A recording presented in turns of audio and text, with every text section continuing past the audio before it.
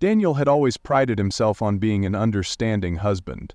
When Sophia first mentioned her new hobby, pottery, he had been nothing but supportive. It was a refreshing change, he thought. Something creative, something that gave her joy. She spoke about it with a sparkle in her eyes, about the way the clay felt between her fingers, the slow transformation of raw material into art. At first, everything seemed normal. She would come home with specks of dried clay on her hands, smelling faintly of earth and soap. She'd talk about the wheel, about learning to center the clay, about the different glazes she wanted to try. He listened, intrigued, and encouraged her passion. But then little things started to gnaw at him. She never brought home her finished pieces, not once. Every time he asked, she had an excuse. "I messed up the shape," she'd say. Or, "It's drying at the studio," followed by a vague promise that she'd bring it home soon. Days turned into weeks and still, no pottery. Then there were the hours.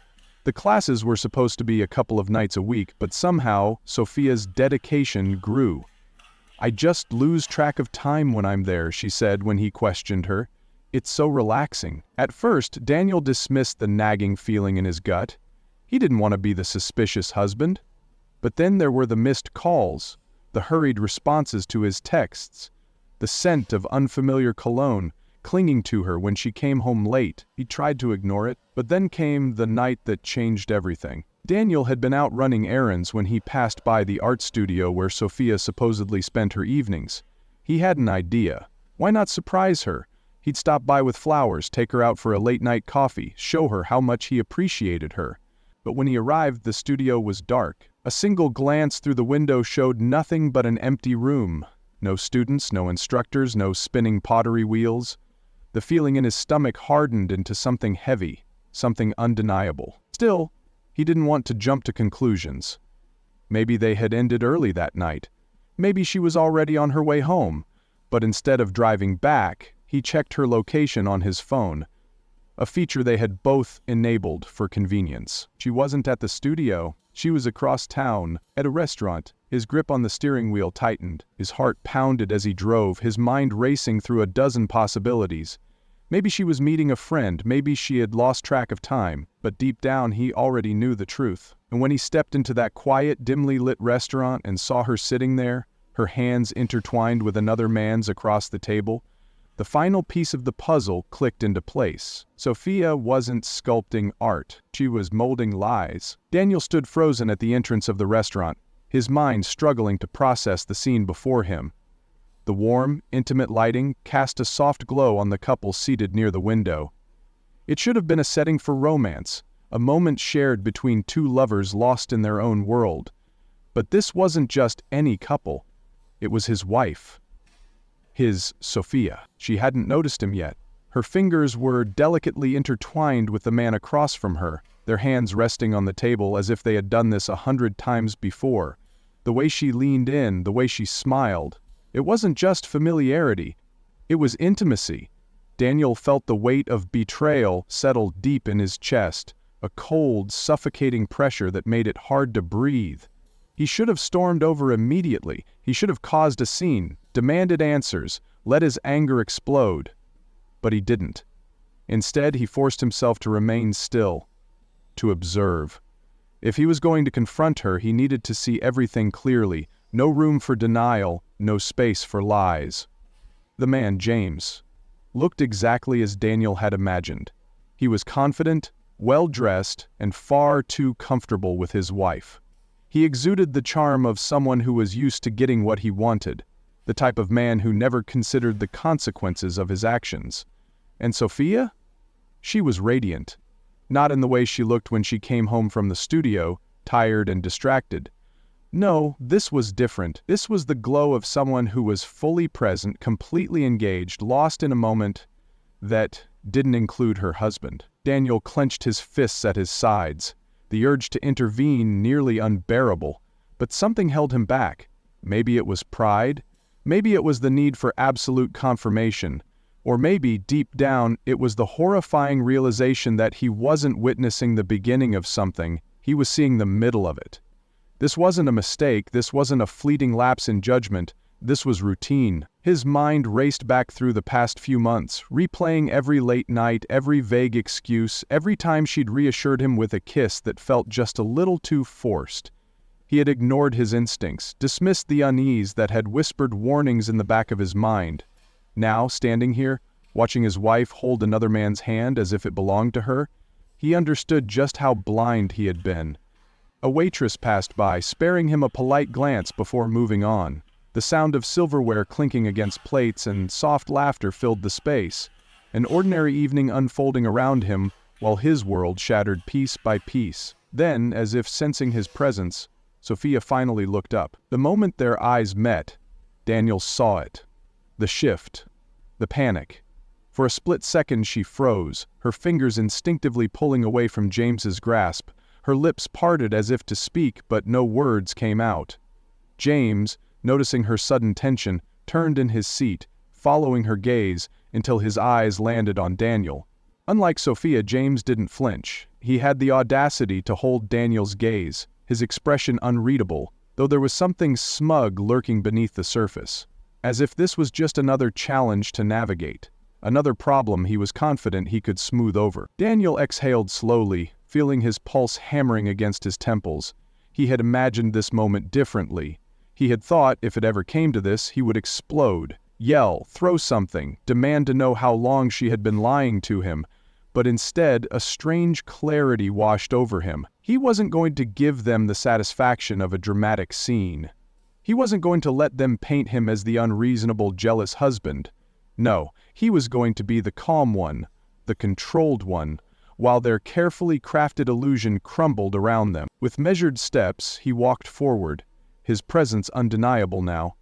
The color drained from Sophia's face, her hands gripping the napkin in her lap as if it could anchor her to reality. James remained still, his confidence flickering just slightly. Daniel stopped at the edge of their table, looking down at the two of them. He allowed the silence to stretch, the tension thick enough to suffocate. "Is this what art class looks like?" he asked finally, his voice deceptively steady. Sophia opened her mouth, but no sound came out. Her eyes darted to James as if searching for a lifeline, some way to navigate this disaster. But James wasn't going to save her. He was still gauging Daniel's reaction, calculating whether this would escalate into something dangerous or if he could weasel his way out with charm. Daniel turned his gaze to James, studying him. "James, right?" His voice was polite, eerily so. "The instructor?" James straightened in his seat, offering a small, carefully measured nod. "That's right." Daniel tilted his head, feigning curiosity. "So, tell me, is this part of the curriculum, hand-holding over dinner, or does that come after the pottery wheel demonstration?" Sophia inhaled sharply, her face twisted with emotion. Guilt, shame, maybe even fear. "Daniel, please. It's not what it looks like?" He cut her off smoothly. "I think we're past that, don't you?" James shifted uncomfortably, but Daniel barely spared him another glance. His focus remained on Sophia, the woman he had loved, the woman he had trusted, the woman who had, for reasons he would never fully understand, decided that wasn't enough. The weight of betrayal pressed down on him, suffocating and absolute. But amidst the pain, amidst the anger, a realization settled over him. He wasn't the one who had lost something tonight, and she was about to find out just how much. For a long, unbearable moment, no one moved. The restaurant around them carried on as if nothing had happened, the clinking of glasses and the murmur of conversations forming a cruel backdrop to the devastation unfolding at this small table. Sophia swallowed hard, her fingers tightening around the napkin in her lap, as if she could wring an excuse from the fabric itself. Her eyes, wide with shock, darted back and forth between Daniel and James. But there was no excuse that could change what he had seen. No explanation that could turn this into anything other than what it was. "Daniel, please," she finally managed, her voice trembling. "Let's talk." Daniel let out a quiet, humorless chuckle. "Talk? That's rich, coming from you." He leaned forward slightly, lowering his voice but keeping it sharp as a blade. "You had plenty of time to talk, Sophia. Months, I assume? Maybe longer?" Sophia flinched, as if he had struck her. James, on the other hand, exhaled slowly and pushed his chair back slightly, adjusting his posture in what looked like an attempt to regain control of the situation. "There's no need to make a scene," James said, his voice level, though Daniel detected a hint of unease in it. Daniel turned his attention to him, studying him as if seeing him for the first time. The man had the nerve to sound composed, as if he were the reasonable one here, as if he were offering a solution to a minor misunderstanding, instead of sitting across from another man's wife, his fingerprints still fresh on her skin. "I'm sorry, are you under the impression that I'm the problem here?" Daniel asked, his tone dangerously calm. "Because from where I'm standing, you're the one sleeping with someone else's wife." James's expression remained unreadable, but Daniel caught the slightest flicker of discomfort in his eyes. A small, satisfying crack in his arrogance. Sophia reached for Daniel's arm, but he stepped back before she could touch him. The movement was slight, but it spoke volumes. The space between them had never felt wider. "This isn't what you think," she tried again, her voice desperate now. Daniel shook his head. "Sophia," he said, his voice quieter this time, "don't insult me by pretending this is something other than exactly what it looks like." She sucked in a breath, her face crumbling. But James was already shifting gears. He sat up straighter, steeling himself. "Look, Daniel," he began, clearly trying to maintain control. "I don't think hashing this out here is the right move. Why don't we—" "You don't get to speak," Daniel cut him off, his voice sharp enough to make James freeze. "You don't get to offer suggestions. You don't get to manage this." He took a step closer, not in a threatening way, but in a way that made it absolutely clear who had the real authority in this moment. "You think you've won something, don't you?" Daniel continued, his gaze locked onto James. "You think you've gotten away with something, but you don't even realize," he turned back to Sophia, shaking his head slightly, "that all you've done is expose yourself as a liar, a fraud." Sophia's breathing was uneven now. "Daniel, He held up a hand. "No," he said firmly. "You don't get to talk your way out of this." He took another slow breath, steadying himself, refusing to let his anger consume him completely. "Do you know what hurts the most?" he asked, his voice quieter but no less intense. "It's not that you cheated, though that's bad enough. It's that you let me believe you were someone you're not. I looked at you every day and thought you were honest. Thought you were mine." His voice wavered slightly, but he pressed on. "But you were never mine, were you? You belonged to him, before I even knew he existed." Sophia's lower lip trembled, but she said nothing. James shifted uncomfortably, perhaps realizing for the first time that he was not dealing with a man who would be easily dismissed. Daniel exhaled, his decisions solidifying in his mind. He wouldn't yell, he wouldn't beg, he wouldn't stay. Instead, he straightened, adjusting the sleeves of his jacket as if brushing off the weight of years spent loving someone who never truly valued him. "You know what?" he said, voice eerily steady. "I'm done here." Sophia's head snapped up. "Daniel, please." "No," he said simply. "Whatever it is you think we have left to talk about, we don't." The reality of his words seemed to hit her then. Her face contorted, tears welling in her eyes. But Daniel didn't care. Not anymore. He turned to James, taking a moment to look him over one last time. "You can have her," he said with a cold, detached finality. "I hope she's worth it." With that he turned and walked away. The moment he stepped outside, the crisp night air hit him like a wake-up call, clearing the last remnants of his hesitation. He reached into his pocket, pulled out his phone, and with a few swift motions, removed Sophia from his shared accounts, deactivated her access to their home security, and sent a text to a lawyer he had hoped he'd never need. This was it, the beginning of the end. And for the first time in months, maybe even years, Daniel felt something unexpected. Relief. He had walked into that restaurant carrying the weight of doubt, suspicion, and betrayal, but as he walked away, leaving Sophia and her pathetic excuses behind, he realized something important. The only thing worse than being lied to was continuing to live a lie, and he refused to do that any longer. Daniel didn't look back as he walked to his car. He refused to give her one last glance, refused to let her see the pain she had inflicted. She had already taken enough from him. His trust, his security, his peace of mind. He wasn't about to give her the satisfaction of knowing how deeply she had wounded him. The night air was cold against his skin, but it wasn't enough to numb the storm raging inside him. His heart pounded, his mind replaying the moment he had walked into the restaurant over and over again, the way she had held James's hand, the way her face had drained of color the second she saw him standing there, the silence that had followed. It was the kind of silence that only came when there was nothing left to defend, nothing left to salvage. He unlocked his car, slid into the driver's seat, and gripped the steering wheel so tightly his knuckles turned white. His breaths were uneven, but he forced himself to steady them. He had always been a man who prided himself on control, on logic, on thinking things through. But this was chaos. This was a betrayal so deep it threatened to consume him. He could have driven home, gone through the motions of the night, sat in the house they had built together as if it still belonged to them both, but the thought of it made his stomach turn. The house wasn't a home anymore. It was just a structure filled with memories that no longer held the warmth they once did. Instead, he drove without thinking, without a destination in mind.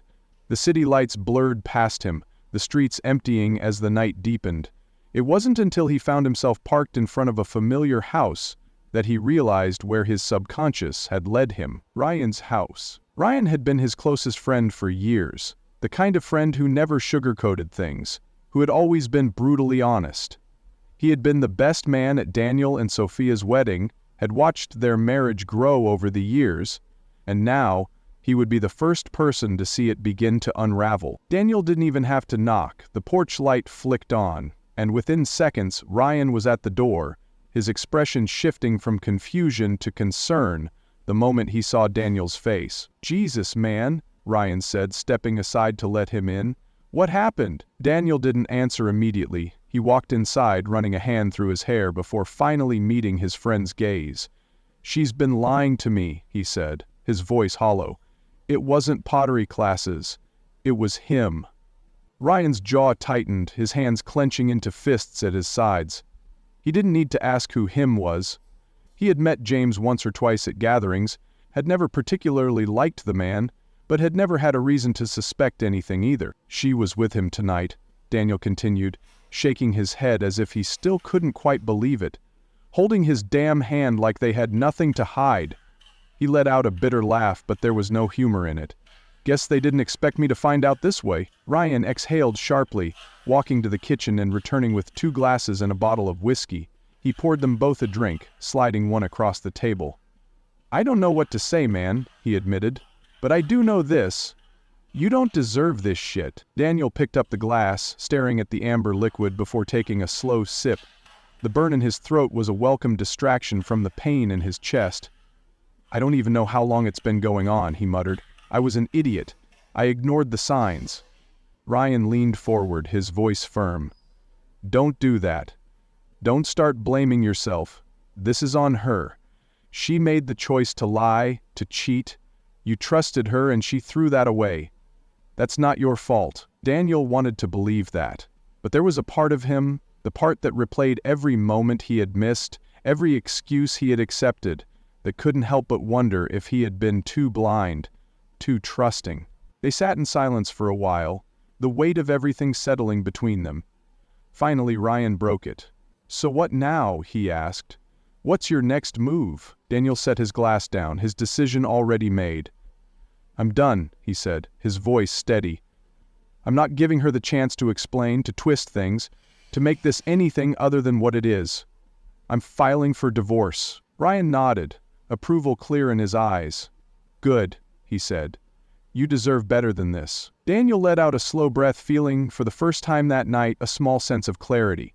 He had walked into that restaurant expecting to surprise his wife, to share a moment of love and appreciation. Instead, he had walked out with the undeniable truth that the woman he had loved, the woman he had built a life with, was a stranger to him now. There was no fixing this, no saving what had already been broken beyond repair. All that was left was to move forward, and this time he would do it alone. Daniel woke up the next morning feeling hollow.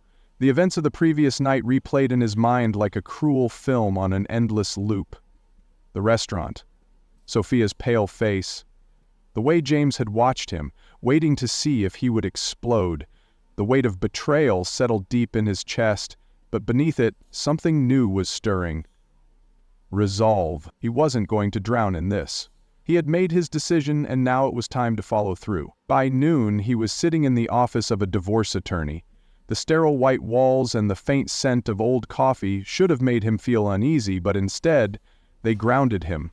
This was real. This was happening. The lawyer, a sharp-eyed woman named Evelyn Carter, listened patiently as he laid out the details. He kept it brief. No need to rehash every painful moment. When he finished, she leaned back in her chair and folded her hands together. "You're handling this the right way," she said. "No threats, no public blow-ups, no giving her room to manipulate the narrative. That will work in your favor." Daniel nodded, gripping the edge of the chair. "I just want to be done with it," he admitted. "I don't want her explanations. I don't want apologies. I don't want anything from her." Evelyn offered a knowing look. "That's easier said than done," she warned.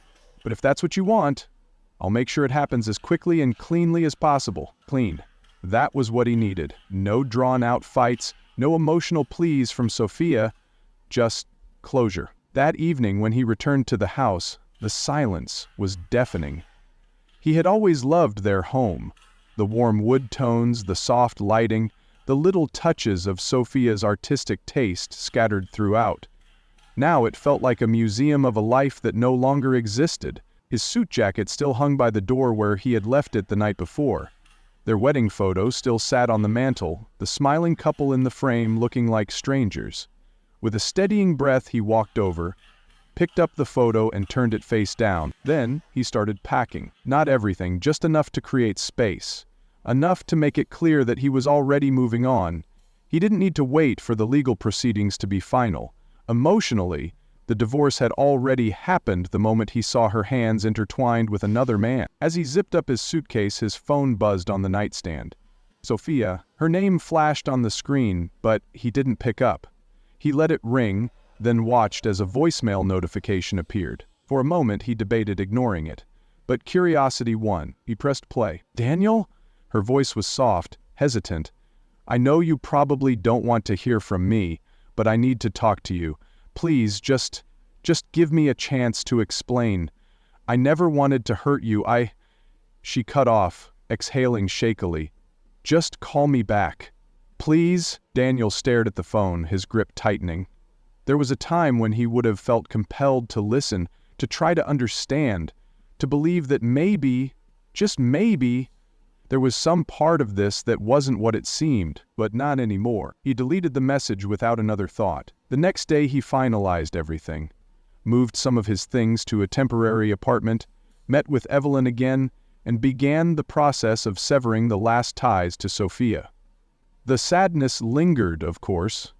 You don't spend years loving someone and walk away without scars. But there was something else too, freedom. It wasn't the kind of freedom that came from seeking revenge or proving a point. It was the quiet kind. The kind that settled in when you realized you were no longer trapped in a life built on lies. A week later, Sophia finally showed up at the house, expecting to talk. She found the locks changed, her key useless in the door. A note was taped to the front, "Speak to my lawyer," and just like that, Daniel was gone. Not broken, not bitter, just done. And for the first time in a long time, he was looking forward, not back.